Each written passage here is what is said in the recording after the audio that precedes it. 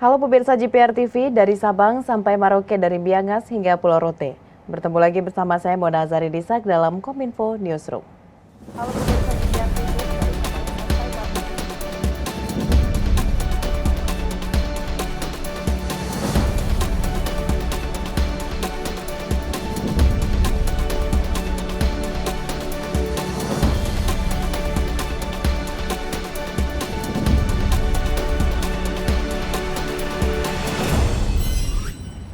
Pemirsa, kita ke informasi pertama. Dalam kunjungan kerjanya ke Sumatera Utara, Presiden Republik Indonesia Joko Widodo meninjau penataan kawasan dan rumah layak huni di Kecamatan Belawan, Kota Medan.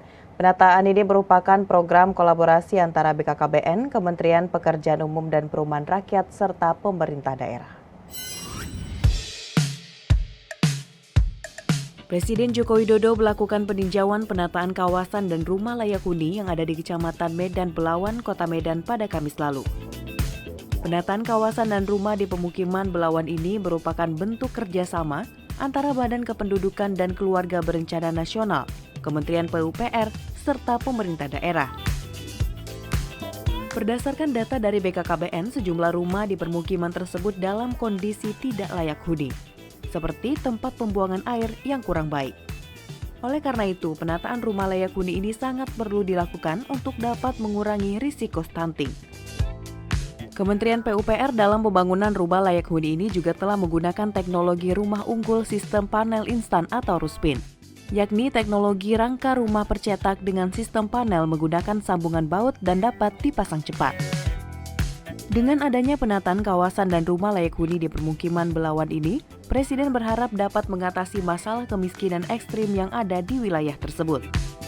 Dalam kunjungan tersebut, Presiden Joko Widodo didampingi Menteri PUPR, Menteri Sekretaris Negara, Kepala BKKBN, Gubernur Sumatera Utara, dan Wali Kota Medan. Ingin kita kerjakan di sini adalah penataan kawasan, penataan rumah-rumah yang layak huni, dan sudah dimulai oleh pemerintah kota, kemudian nanti pemerintah pusat, PU akan kebagian penataan kawasannya. Jadi air bersihnya, sanitasi, jalan kampungnya, semuanya akan ditata biar lebih sehat, baik, dan kita harapkan kemiskinan ekstrim yang ada di sini juga bisa terentaskan. Ya. Menjelang pelaksanaan Idul Adha 2022, Kepala Sekretariat Presiden Heru Budi Hartono mengungkapkan, Presiden kembali menyalurkan sapi kurban ke 34 provinsi di Indonesia. Sapi-sapi tersebut juga telah dikarantina selama 2 minggu untuk memastikan terhindar dari virus PMK.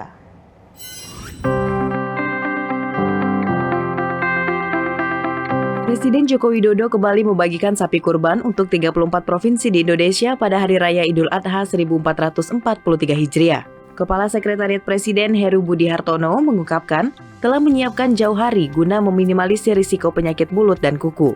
Kantor staf Presiden telah melakukan karantina selama 2 minggu untuk memastikan dan memonitoring kesehatan sapi dengan melibatkan Kementerian Pertanian, Kementerian Agama, Dinas Peternakan, dan para gubernur. Heru Budi Hartono mengungkapkan terdapat beberapa kendala dalam pendistribusian hewan ternak pada beberapa lokasi yang sulit terjangkau. Untuk hal itu, KSP memastikan hewan ternak tersebut akan sampai pada hari kedua Raya Idul Adha. Dan tentunya kami bersama para gubernur menjaga itu supaya semuanya sapi-sapi kurban itu sesuai dengan karakter, sesuai dengan kesehatan yang telah ditetapkan oleh kementerian terkait. Maka dari itu, kami bekerja sama dengan tentunya Gubernur, Kementerian Pertanian, Kementerian Agama, dan Dinas Pertanian setempat. Nah, dikoreksilah itu sapi dan lain-lain, maka tentunya sudah melewati dari proses-proses kesehatan yang diberikan sapi dari Bapak Presiden tentunya sudah sehat. Itu langkah-langkah pertama. Ketua Tim Pakar dan Penanganan Penyakit Kuku dan Mulut Profesor Wiku Adhisa Smito mengatakan saat ini sebanyak 317.000 kasus PMK ditemukan di 21 provinsi di Indonesia. Karenanya upaya penanganan kasus penyakit mulut dan kuku menjadi tanggung jawab bersama. Dalam keterangan pers terkait perkembangan PMK di Indonesia pada Kamis 7 Juli 2022, Koordinator Tim Pakar Satuan Tugas Penanganan Penyakit Mulut dan Kuku, Wiku Adhisa Smito melaporkan sebanyak 317.889 kasus PMK pada hewan telah tersebar di 21 provinsi Indonesia dengan 231 kabupaten atau kota.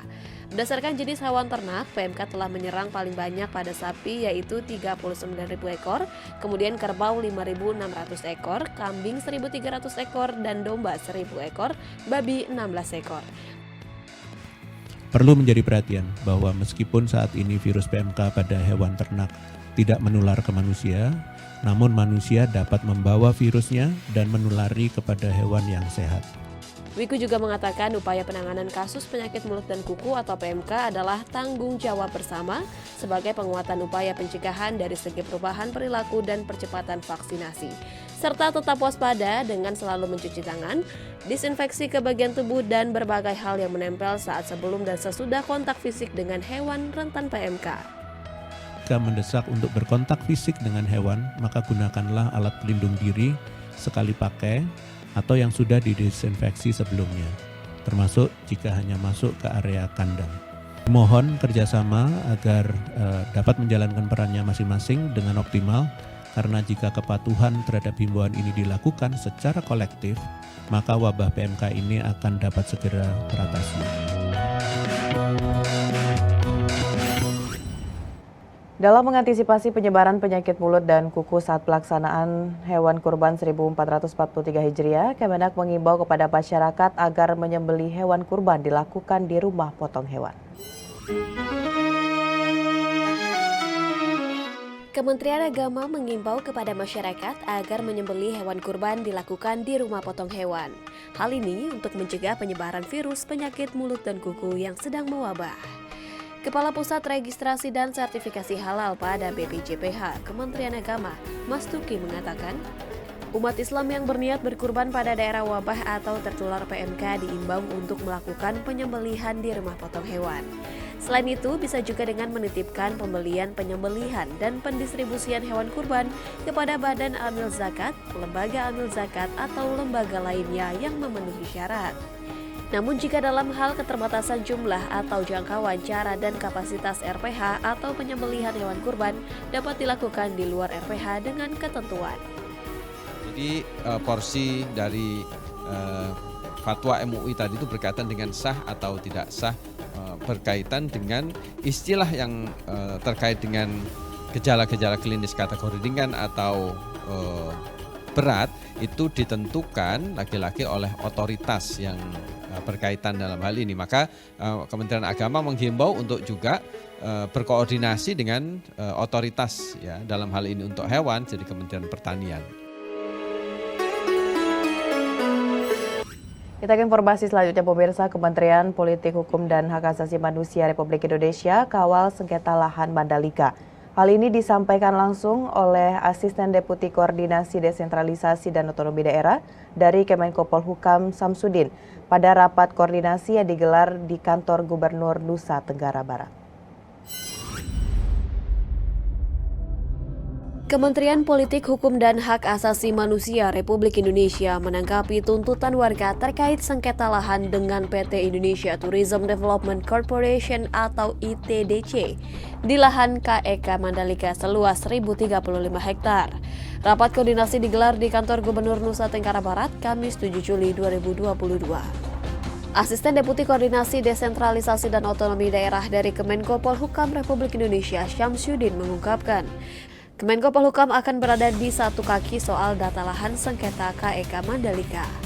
Setelah melalui 2 kali rapat pada tanggal 3 Juni 2022 di kantor Bupati Lombok Tengah dan 4 Juni 2022 di Hotel Jayakarta Lombok Barat, pihaknya akan mengundang PT ITDC untuk membuka data lahan di Jakarta. Nah, sekarang kehadiran kami ingin nanti ITDC membuka data.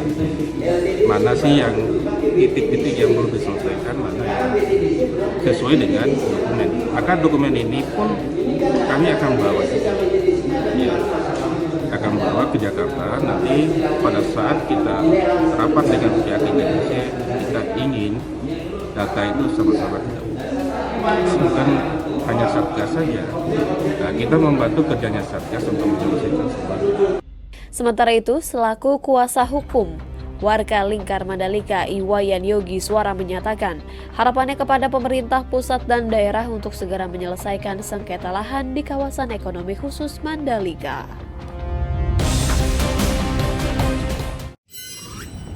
Pemirsa, usai jeda kami akan kembali dengan berbagai informasi lainnya. Tetaplah bersama Kominfo Newsroom.